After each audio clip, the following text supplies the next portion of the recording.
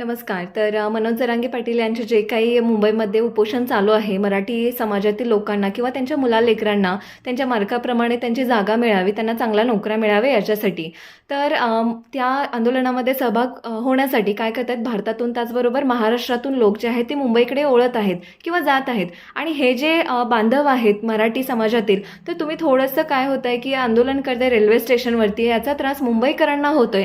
त्याचबरोबर जे काही वकील आहेत कोर्टामध्ये जात आहेत, तर त्यांना तुम्ही काय करताय की वेळेवरती पोहोचू देत नाही आहेत. आणि त्याचबरोबर याचं काय होतं की जे काही मनोज जरांगे पाटील यांचे वकील आहेत त्यांना विचारलं जात आहे, हेच का तुमचं आंदोलन? तर प्लीज असं करू नका. आजपर्यंत आपण इतके वर्ष झालं काय केले की शांततेत सगळे मोर्चे नेलेत आणि आपल्याला शांततेतच आपला हेतू साध्य करायचा आहे. तर थोडंसं तुम्ही शांत राहा. आपला निर्णय आपल्याला लवकरच मिळेल आणि जोपर्यंत निर्णय मिळणार नाही तोपर्यंत जरांगे पाटील तर मागे हटणारच नाही आहेत. आपल्याला म्हणजे काय होईल की थोडंसं वेट करावं लागेल.